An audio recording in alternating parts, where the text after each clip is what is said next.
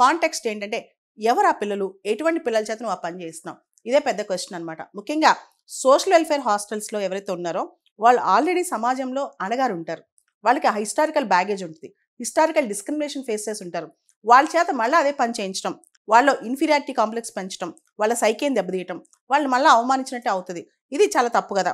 మన ఇంట్లో మన పిల్లలు ఉంటారు, వాళ్ళ పనులు వాళ్ళు చేసుకోవాలని చెప్పి మన టాయిలెట్స్ వాళ్ళ చేత క్లీన్ చేయించుకుంటామా? అలాంటి టైంలో అలా మన పిల్లల గురించి ఆలోచించినప్పుడు పక్క పిల్లలు అలానే కదా, బయట ఉండే పిల్లలు మనలాంటి పిల్లలే కదా. ఆ పిల్లలు రేపు ఐఏఎస్లు అవుతారో, ఐపీఎస్లు అవుతారో, లేదా పర్వతాలను ఎక్కుతారో, ఇవన్నీ పక్కన పెడితే ఆ పిల్లలు కూడా డిగ్నిటీ అనేది చాలా ఇంపార్టెంట్ కదా.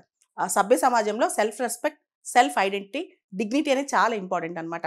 చిన్నప్పుడే పిల్లల్లోంచి అది తీసేస్తే ఎలా ఉంటుంది?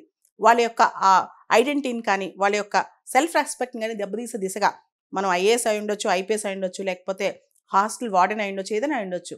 వాళ్ళ యొక్క నిజమైన మానవత్వం లేదా వాళ్ళ యొక్క సెల్ఫ్ ఐడెంటిటీ దెబ్బతీస్తే కనుక వాళ్ళు నిజంగా భవిష్యత్తులో గొప్పగా అవ్వగలరా? ఇదే పెద్ద ప్రశ్న. దీనికి సంబంధించి ఐఏఎస్ ఆఫీసర్కి, తెలంగాణ చీఫ్ సెక్రటరీకి అండ్ ఇలా ఇతర ఆఫీసర్లకి ఎస్సీ కమిషన్ నోటీసులు కూడా జారీ చేసింది. ఇలా ఎందుకు అనాల్సి వచ్చింది?